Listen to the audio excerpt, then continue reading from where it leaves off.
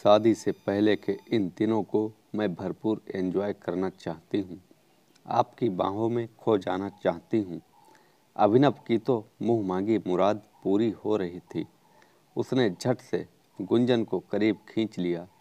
दोनों एक दूसरे के आगोश में खोते चले गए। वह एक प्रेयसी की भांति अभिनव के सीने से लग गई। दोनों 1 घंटे तक एक दूसरे के आलिंगन में बंधे प्यार की गहराई में डूबते रहे। गुंजन जल्दी जल्दी काम निपटा रही थी। दाल और सब्जी बन चुकी थी, बस फुलके बनाने बाकी थे। तभी अभिनव किचन में दाखिल हुआ और गुंजन के करीब रखे गिलास को उठाने लगा। उसने जानबूझकर गुंजन को हौले से स्पर्श करते हुए गिलास उठाया और पानी लेकर बाहर निकल गया। गुंजन की धड़कनें बढ़ गईं। एक नशा सा उसके बदन को महकाने लगा। उसने चाहत भरी नज़रों से अभिनव की तरफ देखा, जो उसे ही निहार रहा था। गुंजन की धड़कनें फिर से ठहर गईं। लगा जैसे पूरे जहान का प्यार लिए अभिनव ने उसे आगोश में ले लिया हो और वह दुनिया को भूलकर अभिनव में खो गई हो। तभी अम्मा जी अखबार ढूंढती हुई कमरे में दाखिल हुईं और गुंजन का सपना टूट गया। नजरें चुराती हुई गुंजन फिर से काम में लग गई। गुंजन अभिनव के यहाँ खाना बनाने का काम करती है। अम्मा जी का बड़ा बेटा अनुज और बहू सारिका जॉब पर जाते हैं। छोटा बेटा अभिनव भी एक आईटी कंपनी में काम करता है। उसकी अभी शादी नहीं हुई है और वह गुंजन की तरफ आकृष्ट है। 22 साल की गुंजन बेहद खूबसूरत है और वह अपने माता पिता की एकलौती संतान है। माता पिता ने उसे बहुत लाड़ प्यार से पाला है, इंटर तक पढ़ाया भी है, मगर घर की माली हालत सही नहीं होने की वजह से उसे दूसरों के घरों में खाना बनाने का काम शुरू करना पड़ा। गुंजन जानती है कि अभिनव ऊंची जाति का पढ़ा लिखा लड़का है और अभिनव के साथ उसका कोई मेल नहीं है, मगर कहते हैं ना कि प्यार ऐसा नशा है जो अच्छे अच्छों की बुद्धि पर ताला लगा देता है। प्यार के एहसास में डूबा व्यक्ति सही गलत, ऊंच नीच, अच्छा बुरा कुछ भी नहीं समझता। उसे तो बस किसी एक शख्स का ही ख्याल हर पल रहने लगता है और यही हो रहा था गुंजन के साथ भी। उसे सोते जागते हर समय अभिनव ही नज़र आने लगा था। धीरे धीरे वक्त गुजरता गया। अभिनव की हिम्मत बढ़ती गई और गुंजन भी उसके आगे कमज़ोर पड़ती हुई नजर आई। एक दिन मौका देखकर अभिनव ने उसे बाहों में भर लिया। गुंजन ने खुद को छुड़ाने का प्रयास करते हुए कहा, अभिनव जी, अम्मा जी ने देख लिया तो क्या सोचेंगी?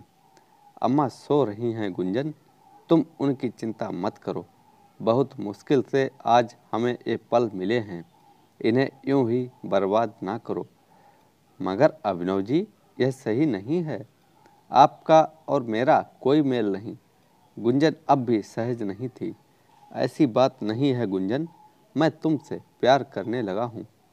प्यार में कोई छोटा बड़ा नहीं होता। बस मुझे इन जुल्फों में कैद हो जाने दो। गुलाब की पंखुड़ी जैसे इन लबों को एक दफ़ा छू लेने दो।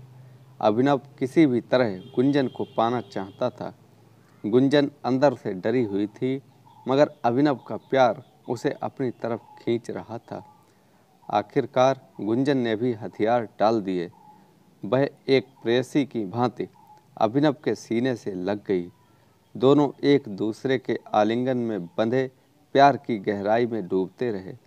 जब होश आया तो गुंजन की आंखें छल छला आईं। वह बोली, आप मेरा साथ तो दोगे ना? जमाने की भीड़ में मुझे अकेला तो नहीं छोड़ दोगे? पागल हो क्या? प्यार करता हूँ, छोड़ कैसे दूंगा? कहकर उसने फिर से गुंजन को चूम लिया। गुंजन फिर से उसके सीने में दुबक गई। वक्त फिर से ठहर गया। अब तो ऐसा अक्सर होने लगा। अभिनव प्यार का दावा करके गुंजन को करीब ले आता। दोनों ने ही प्यार के रास्ते पर बढ़ते हुए मर्यादाओं की सीमा रेखाएं तोड़ दी थीं। गुंजन प्यार के सुहाने सपनों के साथ सुंदर घर संसार के सपने भी देखने लगी थी, मगर एक दिन वह देखकर भौचक्की रह गई कि अभिनव के रिश्ते की बात करने के लिए एक परिवार आया हुआ है। माँ बाप के साथ एक आधुनिक, आकर्षक और स्टाइलिश लड़की बैठी हुई थी। अम्मा जी ने गुंजन से कुछ खास बनाने की गुजारिश की तो गुंजन ने सीधा पूछ लिया, ये कौन है अम्मा जी? ये अपने अभी को देखने आए हैं। इस लड़की से अभी की शादी की बात चल रही है। सुंदर है ना लड़की? अम्मा जी ने पूछा तो गुंजन ने हाँ में सिर हिला दिया। उसके दिलो दिमाग में तो एक भूचाल सा आ गया था। उस दिन घर जाकर भी गुंजन की आंखों के आगे उसी लड़की का चेहरा नाचता रहा। आंखों से नींद कोसों दूर थी। अगले दिन जब वह अभिनव के घर खाना बनाने गई तो सबसे पहले मौका देखकर उसने अभिनव से बात की। यह सब क्या है अभिनव? आपकी शादी की बात चल रही है। आपने अपने घर वालों को हमारे प्यार की बात क्यों नहीं बताई? नहीं गुंजन, हमारे प्यार की बात मैं उन्हें नहीं बता सकता। मगर क्यों? क्योंकि हमारा प्यार समाज स्वीकार नहीं करेगा। मेरे माँ बाप कभी नहीं मानेंगे कि मैं एक नीची जाति की लड़की से शादी करूं। अभिनव ने बेशर्मी से कहा। तो फिर प्यार क्यों किया था आपने? शादी नहीं करनी थी तो मुझे सपने क्यों दिखाए थे? तड़प कर गुंजन बोली। देखो गुंजन, समझने का प्रयास करो। प्यार हम दोनों ने किया है। प्यार के लिए केवल हम दोनों की रजामंदी चाहिए थी। मगर शादी एक सामाजिक रिश्ता है। शादी के लिए समाज की अनुमति भी चाहिए। शादी तो मुझे घर वालों के कहे अनुसार ही करनी होगी। यानी प्यार नहीं, आपने प्यार का नाटक खेला है मेरे साथ। मैं नहीं, केवल मेरा शरीर चाहिए था। क्यों कहा था मुझे कभी अकेला नहीं छोड़ोगे? मैं तुम्हें अकेला कहाँ छोड़ रहा हूँ गुंजन। मैं तो अब भी तुमसे ही प्यार करता हूँ मेरी जान। यकीन मानो, प्यार हमेशा बना रहेगा। शादी भले ही उससे कर लूँ, मगर हम दोनों पहले की तरह ही मिलते रहेंगे। हमारा रिश्ता वैसा ही चलता रहेगा। मैं हमेशा तुम्हारा बना रहूँगा। गुंजन को कसकर पकड़ते हुए अभी ने कहा। गुंजन को लगा जैसे हजारों बिच्छुओं ने उसे जकड़ रखा हो। वह खुद को अभिनव के बंधन से आज़ाद कर काम में लग गई। आंखों से आंसू बहे जा रहे थे और दिल रो रहा था। घर आकर वह सारी रात सोचती रही। अभिनव की बेवफाई और अपनी मजबूरी उसे रह रह कर कचोट रही थी। अभिनव के लिए भले ही यह प्यार तन की भूख थी, मगर उसने तो हृदय से चाहा था उसे। तभी तो अपना सब कुछ समर्पित कर दिया था। इतनी आसानी से वह अभिनव को माफ़ नहीं कर सकती थी। उसके किए की सज़ा तो देनी ही होगी। वह पूरी रात यही सोचती रही कि अभिनव को सबक कैसे सिखाया जाए। आखिर उसे समझ आ गया कि वह अभिनव से बदला कैसे ले सकती है। अगले दिन से ही उसने बदले की पटकथा लिखनी शुरू कर दी। उस दिन वह ज़्यादा ही बन संवर कर अभी के घर खाना बनाने पहुंची। अभी शाम 4 बजे की शिफ्ट में ऑफिस जाता था। अम्मा जी हर दूसरे दिन 12 से 4 बजे तक के लिए घर से बाहर अपनी सखियों से मिलने जाती थीं। पिताजी के पैर में तकलीफ थी, इसलिए वे बिस्तर पर ही रहते थे। 12 बजे अम्मा जी के जाने के बाद वह अभी के पास चली आई और उसका हाथ पकड़कर बोली, अभिनव, आपकी शादी की बात सुनकर मैं दुखी हो गई थी, मगर अब मैंने खुद को संभाल लिया है। शादी के पहले के इन दिनों को मैं भरपूर एंजॉय करना चाहती हूँ। आपकी बाहों में खो जाना चाहती हूँ। अभिनव की तो मन मांगी मुराद पूरी हो रही थी। उसने झट गुंजन को करीब खींच लिया। दोनों एक दूसरे के आगोश में खोते चले गए। बेड पर अभी की बाहों में मचलती गुंजन ने सवाल किया, कल आप सच कह रहे थे अभिनव? शादी के बाद भी आप मुझसे यह रिश्ता बनाए रखोगे ना? हाँ गुंजन, इसमें तुम्हें शक क्यों है? शादी एक चीज़ होती है और प्यार दूसरी चीज़।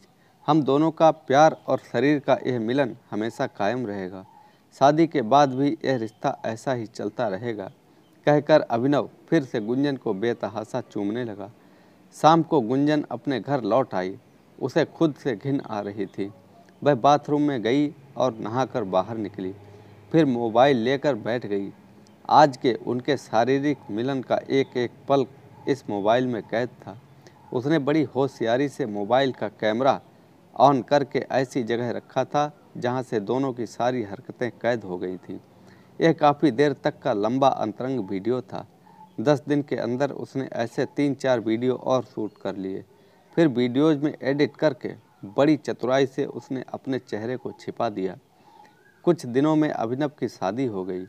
8-10 दिनों के अंदर ही उसने अभिनव की पत्नी से दोस्ती कर ली और उसका मोबाइल नंबर ले लिया।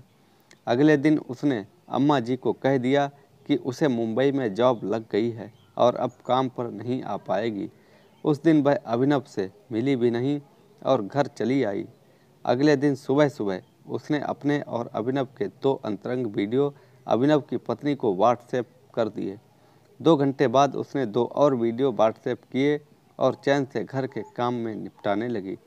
शाम 4 बजे के करीब अभिनव का फ़ोन आया। गुंजन को इसका अंदाज़ा पहले से था। उसने मुस्कुराते हुए फ़ोन उठाया तो सामने से अभिनव का रोता हुआ स्वर सुनाई दिया। गुंजन, तुमने यह क्या किया मेरे साथ? मेरी शादीशुदा ज़िंदगी की अभी ठीक से शुरुआत भी नहीं हुई थी और तुमने ये वीडियो भेज दिए। तुम्हें पता है माया सुबह से ही मुझसे लड़ रही थी और अभी अभी सूटकेस लेकर हमेशा के लिए अपने घर चली गई। गुंजन, तुमने यह क्या कर दिया मेरे साथ? अब तुम घर के रहोगे न घाट के। गुड बाय मिस्टर अभिनव। वाक्य पूरा करते हुए गुंजन ने कहा और फ़ोन काट दिया। उसने आज अभिनव से बदला ले लिया था। खुद को मिले हर आंसुओं का बदला आज उसे महसूस हो रहा था, जैसे उसके जख्मों पर किसी ने मलहम लगा दिया हो। तो दोस्तों, कैसी लगी ये कहानी? लाइक करें, कमेंट में हमें बताएं और चैनल को सब्सक्राइब करना ना भूलें। धन्यवाद।